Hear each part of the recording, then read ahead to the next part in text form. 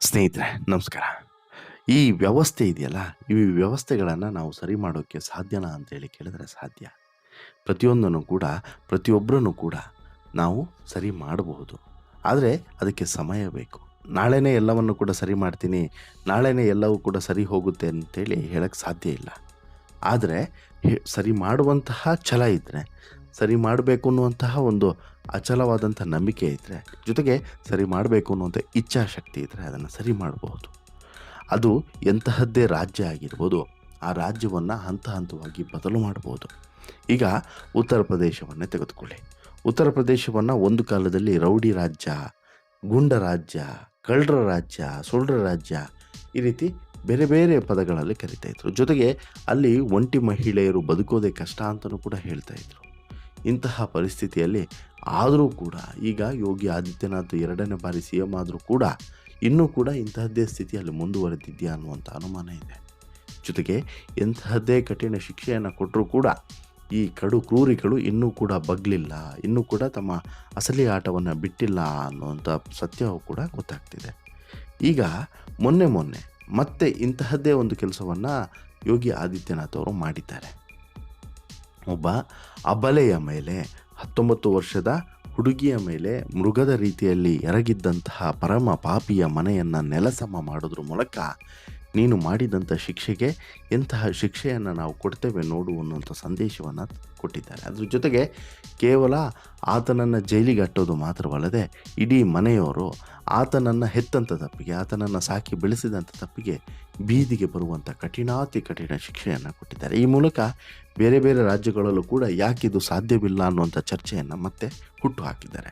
ಹಾಗಾದರೆ ಏನಿದು ಘಟನೆ, ಏನಾಯಿತು, ಯಾಕೆ ಈ ರೀತಿಯಾದಂಥ ನಿರ್ಧಾರವನ್ನು ತೆಗೆದುಕೊಂಡ್ರು, ಇವೆಲ್ಲದನ್ನ ಕೂಡ ನಾನು ನಿಮಗೆ ಹೇಳ್ತಾ ಹೋಗ್ತೇನೆ.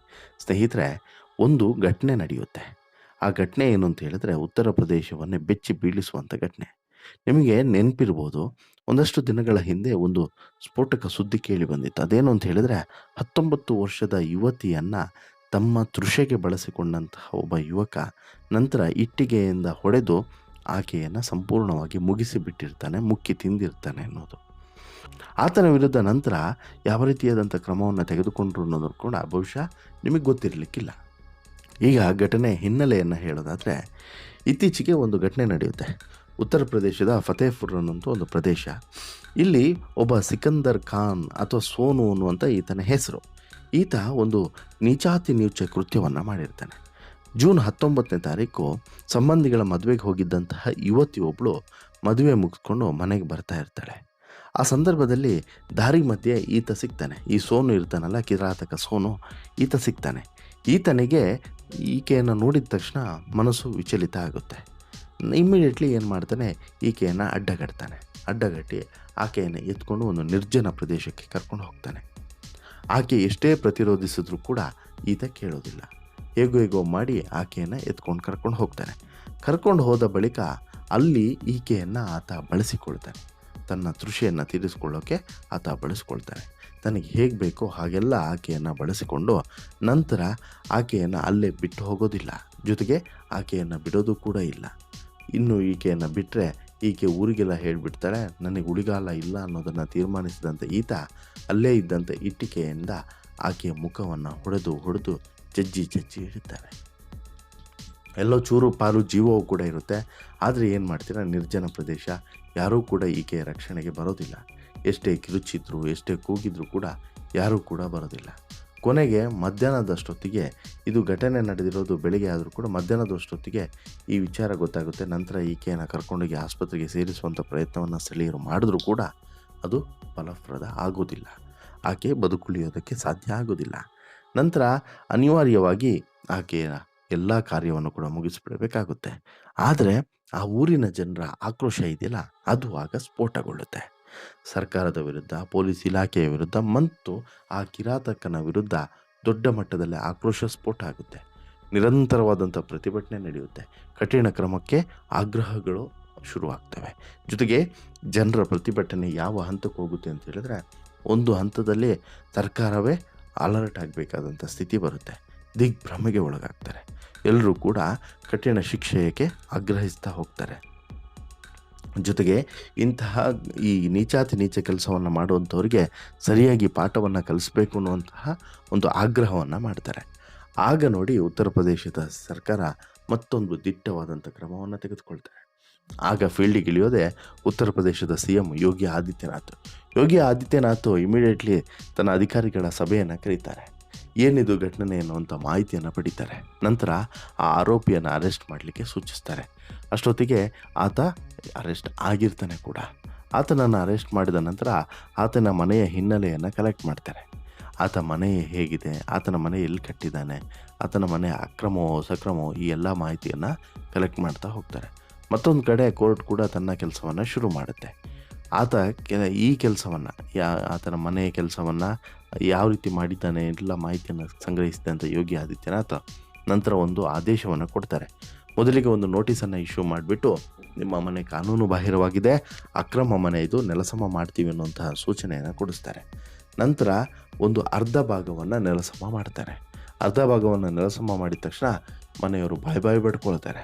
ಆದರೆ ಯಾವುದನ್ನು ಕೂಡ ಕೇರ್ ಮಾಡಲ್ಲ. ನಂತರ ಸಂಪೂರ್ಣ ಮನೆಯನ್ನೇ ನೆಲಸಮ ಮಾಡಿ ಹಾಕ್ತಾರೆ. ಈ ಮೂಲಕ ಆ ಕಿರಾತಕನಿಗೆ ಸರಿಯಾದಂಥ ಶಿಕ್ಷೆಯನ್ನು ಕೂಡ ಕೊಡ್ತಾರೆ.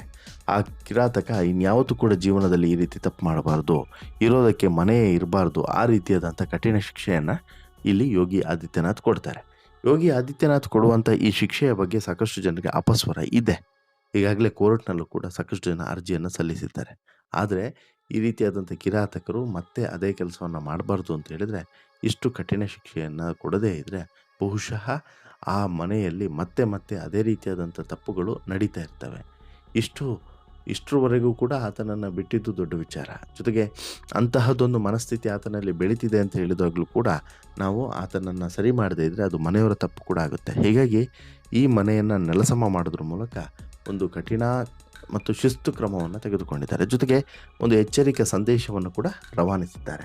ಇಲ್ಲ, ನಿಮಗೆ ಯಾರೇ ಆದರೂ ಕೂಡ ಈಗಾಗಲೇ ನಿಮ್ಗೆ ಗೊತ್ತಿರ್ಬೋದು, ಗೂಂಡ ಅತೀಕ್ ಇದ್ದಲ್ಲ, ಅತೀಕ್ ಅಹಮದ್, ಆತ ಬಡವರ ಮೇಲೆ ಮಾಡಿದಂಥ ದೌರ್ಜನ್ಯಗಳಿರ್ಬೋದು, ಅಕ್ರಮ ಕಟ್ಟಡಗಳ ನಿರ್ಮಾಣ ಇರ್ಬೋದು, ಎಲ್ಲವನ್ನು ಕೂಡ ಹೇಗೆ ಉತ್ತರ ಪ್ರದೇಶದಲ್ಲಿ ಮಟ್ಟ ಹಾಕುವಂಥ ಕೆಲಸವನ್ನು ಮಾಡಿದ್ರು, ಆತನ ಮನೆಯನ್ನು ಹೇಗೆ ಸರ್ವನಾಶ ಮಾಡಿದ್ರು, ಆತನ ಆಸ್ತಿಪಾಸ್ತಿಗಳನ್ನು ಹೇಗೆ ವಶಪಡಿಸ್ಕೊಂಡ್ರು, ಜೊತೆಗೆ ಆತನ ಸಹವರ್ತಿಗಳನ್ನು ಕೂಡ ಹೇಗೆಲ್ಲ ಹೆಡೆಮುರಿ ಕಟ್ಟಿದ್ರು, ಇವೆಲ್ಲದೂ ಕೂಡ ನೀವು ಗಮನಿಸಿರ್ತೀರ. ಈ ರೀತಿ ಉತ್ತರ ಪ್ರದೇಶದ ಒಂದು ದಿಟ್ಟವಾದಂಥ ಕ್ರಮ ಇದೆಯಲ್ಲ, ಇದು ಎಲ್ಲೆಡೆಯೂ ಕೂಡ ಶ್ಲಾಘನೆಗೆ ಕಾರಣವಾಗಿದೆ. ಒಂದು ಹಂತದಲ್ಲಿ ಇಂತಹ ಆರೋಪಿಗಳನ್ನು ಅಲ್ಲೇ ಹೊಡೆದು ಸಾಯಿಸಿದ್ರೂ ಕೂಡ ತಪ್ಪಿಲ್ಲ. ಅಂತಹ ಕ್ರೂರಿಗಳು ಇವರು. ಅಂಥವರನ್ನು ಸಮಾಜದಲ್ಲಿ ಬದುಕೋಕೆ ಬಿಡೋದು ಕೂಡ ತಪ್ಪೆ. ಅಂತಹ ನಿರ್ಧಾರವನ್ನು ತೆಗೆದುಕೊಳ್ತಾರೆ ಕೆಲವು ಕಡೆ. ಇನ್ನು ಹೈದರಾಬಾದ್ನಲ್ಲಿ ನಡೆದಂಥ ಘಟನೆ ಕೂಡ ಗೊತ್ತಿರ್ಬೋದು ನಿಮಗೆ. ಕಾಲಿಗೆ ಗುಂಡು ಹಾಕಿ ಅವನ ಜೀವನವನ್ನೇ ಒಂದು ಹಂತದಲ್ಲಿ ನಡಿಲಿಕ್ಕೆ ಆಗ್ತಿರೋಂಗೆ ಮಾಡಿಟ್ರು.